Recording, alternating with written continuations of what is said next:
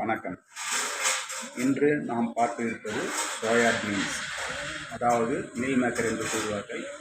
இதை சாப்பிடுவதால் உங்களுக்கு என்ன பலன் என்று சிலவற்றை நீங்களே தெரிந்து கொள்ளுங்கள். சோயா பீன்ஸ் சாப்பிடுவதால், அதாவது கடைகளில் விற்கும், நீங்கள் சமையலில் பயன்படுத்துவீர்கள். அதை நீங்கள் வாங்கி செய்து சாப்பிடும்போது உங்களுக்கு விந்துக்கள் வேகமாக வெளியேறும். அதாவது பனிகாலங்களிலும் குளிர்காலங்களிலும் இது போன்ற பிரச்சனைகள் இருக்கும். உடல் தளர்வாக ஆகும்போது இது போன்ற பிரச்சனைகள் ஏற்படும். அதைவிட அதிகமாக இந்த சோயா பீன்ஸ் மீல் மேக்கர் சாப்பிடும்போது உங்களுக்கு ஏற்படும். உடல் முழுவதும் தளர்வாக ஆகும். நீங்கள் தினசரி 100 கிராம் அல்லது 200 கிராம் வரை ஒரு மாதம் சாப்பிட்டு பாருங்கள்.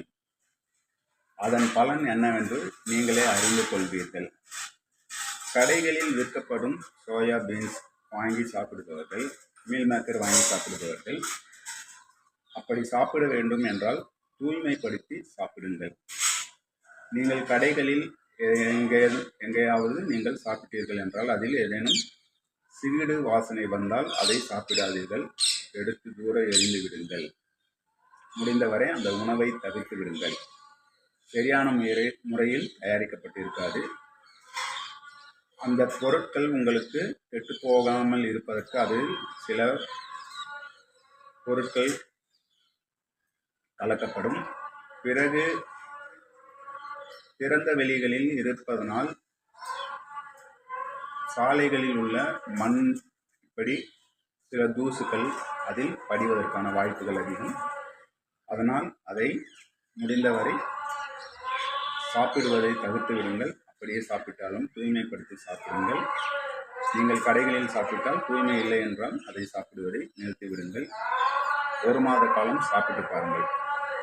அப்படி உங்களுக்கு உடற்பயிற்சியாளர்கள் சாப்பிட்டு புரோட்டீன் உங்களுக்கு அதிகரிக்கும் என்று கூறுகிறார்கள். அது உடற்பயிற்சி செய்பவர்களுக்கு ஏதுவாக இருக்கும். ஆனால் இதில் உள்ள பலன் என்னவென்று அவங்களுக்கு சரியாக தெரியவில்லை. அதாவது நான் கூறியது போன்று விந்து வெளியேறுவதும் விஷயம் அவர்களுக்கு தெரியவில்லை. உடல் பலம் அதிகரிப்பது மட்டும் அவர்களுக்கு தெரிகிறது. உடற்பயிற்சி செய்பவர்களுக்கு அது எந்த பிரச்சனையும் இல்லை. நீங்கள் வீட்டில் இருப்பவர்கள் அப்படி சாப்பிட வேண்டும் என்றால் சோயா பீன்ஸ் என்று காய் மட்டும் நீங்கள் சாப்பிடுங்கள். அதை கழிவுகளை சாப்பிடுவதை தவிர்த்து விடுங்கள். சாப்பிட்டு பலனறிந்து நீங்கள் எனது பதிவில் கமெண்ட்டுகளை தெரியப்படுத்துங்கள். இது மக்களுக்கு பயனுள்ளதாக இருக்கும். வணக்கம்.